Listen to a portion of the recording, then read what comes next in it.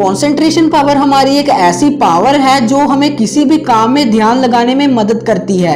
ये हमारी वो पावर है जिससे हम जरूरी चीजों पर ध्यान देते हैं और दूसरी चीजों को इग्नोर कर देते हैं। हम अपनी पूरी जिंदगी में कई सारी चीजें देखते हैं, पढ़ते हैं, सीखते हैं, लेकिन ये जरूरी नहीं है कि हमें ये सारी चीजें याद रहें। जैसे कि अगर आप एक स्टूडेंट हो तो आपके साथ ये तो होता ही होगा कि स्कूल में पढ़ाई गई चीजें आपको याद नहीं रहती, या फिर याद तो रहती हैं लेकिन जल्दी भूल जाते हैं। आज की इस वीडियो में हम बात करेंगे कि ऐसे कौन से रीजंस हैं जिनकी वजह से हमारी कंसंट्रेशन पावर कम हो जाती है, और वीडियो के अंदर हम ये भी बात करेंगे कि हम अपनी कंसंट्रेशन पावर को कैसे बढ़ा सकते हैं। हमारी रोज की जिंदगी में पढ़ाई के अलावा भी कई काम होते हैं जिनकी वजह से हम शारीरिक और मानसिक रूप से थक जाते हैं, और उसके बाद जब हम पढ़ने बैठते हैं तो हमारा मन एक जगह पर नहीं लगता, और उसके बाद हमारे मन में ये आने लगता है कि अगर हम पढ़ाई नहीं करेंगे तो हमारे टीचर्स और पेरेंट्स हमें डांटेंगे। ये सोचने के बावजूद भी हमारा मन पढ़ाई में नहीं लगता। ये बेसिकली होता क्यों है? ज्यादातर स्टूडेंट्स यही सोचते हैं कि हम शाम को या फिर रात को पढ़ाई कर लेंगे, लेकिन उसी के उल्टा अगर आप सुबह सुबह उठकर पढ़ाई करेंगे तो आपका मन पढ़ाई में ज्यादा लगेगा। सुबह सुबह हमारा मन पढ़ाई में इसीलिए लग जाता है क्योंकि सुबह सुबह हमारे दिमाग में कोई टेंशन नहीं होती है और दिमाग बिल्कुल फ्रेश होकर उठा होता है। और शाम को या फिर रात को हमारा मन पढ़ाई में इसलिए नहीं लगता है क्योंकि हम 6 घंटे से भी ज्यादा स्कूल में रहते हैं। स्कूल से वापस आने के बाद हमारा दिमाग पूरी तरह से थका हुआ होता है, और उसके बावजूद भी कई लोग खेलने चले जाते हैं, तो फिर हमारा दिमाग और भी ज्यादा थक जाता है और पढ़ाई में हमारा मन नहीं लग पाता। मन ना लगने का दूसरा कारण है कम नींद लेना। कम नींद लेना भी हमारे दिमाग को एक जगह पर कॉन्सेंट्रेट नहीं करने देता। आज के जमाने में हर घर में एक से ज्यादा स्मार्टफोन है, और ज्यादातर लोग 11-11 या फिर 12-12 बजे तक मोबाइल चलाते रहते हैं, और फिर जब वो सोने जाते हैं तो उनका मन इधर उधर भटकता रहता है और वो सो नहीं पाते। और अगर रात में कम सोओगे तो दिन में ज्यादा नींद आएगी और आप अच्छे से कॉन्सेंट्रेट नहीं कर पाओगे। मैं आपको ये बिल्कुल भी नहीं कहूंगा कि आप रात को कम नींद लो और दिन में जल्दी उठकर पढ़ने लग जाओ, क्योंकि आपने पहले से ही कम नींद ली होगी तो आपका दिमाग फ्रेश नहीं होगा। अगर उसके बावजूद भी आप पढ़ने बैठोगे तो आपका दिमाग और भी थक जाएगा। और आपको करना क्या है कि आपको 9 बजे या फिर 10 बजे सो जाना है, और सुबह 4 बजे या फिर 5 बजे उठकर अपना वो काम करना है जिस पर आपका मन नहीं लगता। मन ना लगने का तीसरा कारण है ठीक से खाना ना खाना।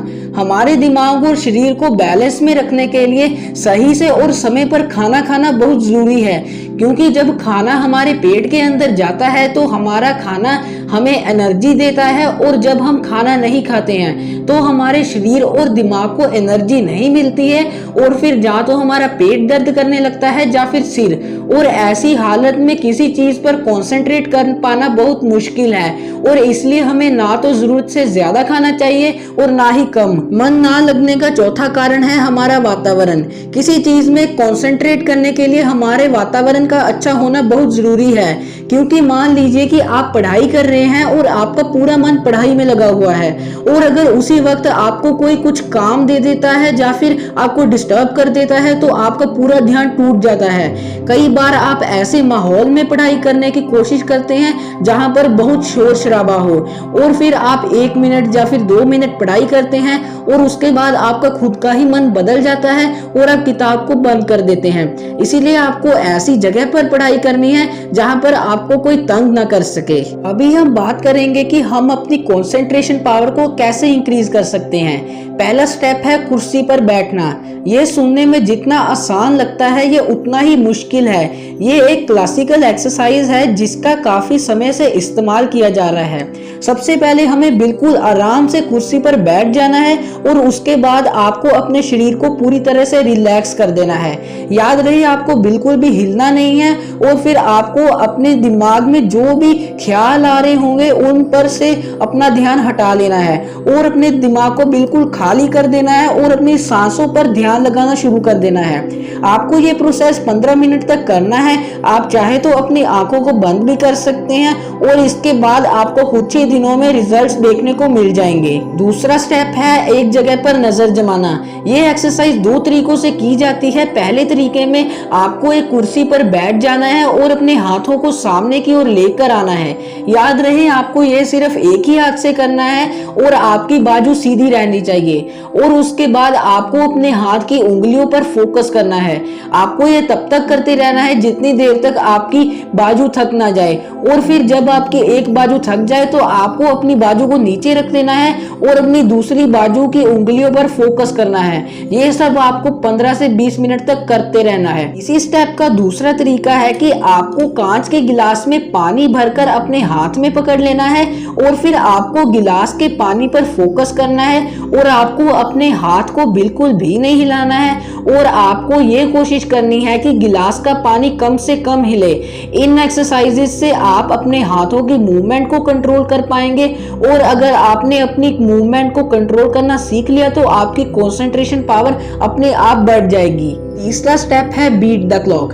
इस एक्सरसाइज में आपको करना क्या है कि आपको अपने फोन में अपनी मर्जी के हिसाब से कितने भी मिनट्स का अलार्म सेट कर देना है और उसके बाद आपको एक ऐसा काम करना है जो आप मोबाइल में लगाए गए अलार्म के बजने से पहले पहले कर पाओ और आपको उस काम में अपनी पूरी कंसंट्रेशन पावर लगा देनी है। आपको उस काम को बड़े ही ध्यान के साथ करना है और आपको अपना ध्यान कहीं पर भी भटकने नहीं देना। ये एक्सरसाइज भी आपको रोज करनी है। ये एक्सरसाइज आपकी कंसंट्रेशन पावर तो बढ़ाएगी ही, उसके साथ साथ आपको इस एक्सरसाइज से समय की अहमियत के बारे में भी पता चलेगा।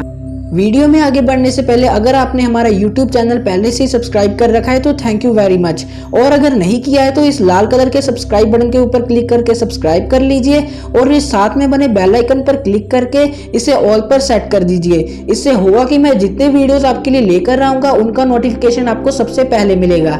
हमारा आखिरी और सबसे जरूरी स्टेप है मेडिटेशन। कंसंट्रेशन पावर को बढ़ाने के लिए मेडिटेशन को एक बहुत ही पावरफुल टेक्निक माना जाता है। इसमें आपको करना क्या है कि आपको जमीन पर बैठ जाना है और फिर अपनी पीठ को बिल्कुल सीधा कर लेना है। याद रहे इसमें आपकी पीठ बिल्कुल सीधी रहनी चाहिए और उसके बाद आपको अपनी आंखों को बंद कर लेना है और अपनी पूरी बॉडी को बिल्कुल रिलैक्स कर देना है और उसके बाद आपके दिमाग में चल रही बातों पर से अपना ध्यान हटाकर अपनी सांसों पर अपना ध्यान लगाना है और उसके बाद आपके दिमाग में फिर से कुछ ना कुछ आने लगेगा, लेकिन आपको अपना ध्यान टूटने नहीं देना है। और अगर आपका ध्यान टूट भी जाता है तो आपको फिर से अपना ध्यान अपनी सांसों पर लगा देना है। शुरुआत में आपको थोड़ी सी मुश्किल आएगी, लेकिन जैसे जैसे आप इसे रोज करते जाएंगे तो आपको बाद में कोई भी मुश्किल नहीं आएगी। जाने से पहले मैं आपको सभी स्टेप से एक शॉर्ट फॉर्म में बता देता हूँ। पहला तरीका, आपको शाम को या फिर रात को पढ़ाई नहीं करनी है, आपको सुबह सुबह 4 बजे उठना है और फिर पढ़ाई करनी है। दूसरा तरीका, आपको 9 बजे या फिर 10 बजे सो जाना है। तीसरा तरीका, आपको जरूरत से ज्यादा या फिर जरूरत से कम कभी नहीं खाना है और समय पर खाना खाना है। चौथा तरीका, आपको एक शांत वातावरण में पढ़ाई करनी है। पांचवा तरीका, आपको एक कुर्सी पर बैठ जाना है और बॉडी को पूरी तरह से रिलैक्स कर देना है। छठवां तरीका, आपको कुर्सी पर बैठकर अपनी उंगलियों पर फोकस करना है या फिर हाथ में पानी का गिलास पकड़कर पानी पर फोकस करना है। सातवां तरीका, आपको 10 से 20 मिनट का अलार्म लगा देना है और कोई भी काम करना है जो आप अलार्म के बजने से पहले पहले कर पाए। आठवां तरीका, आपको रोज 10 से 15 मिनट तक मेडिटेशन करनी है।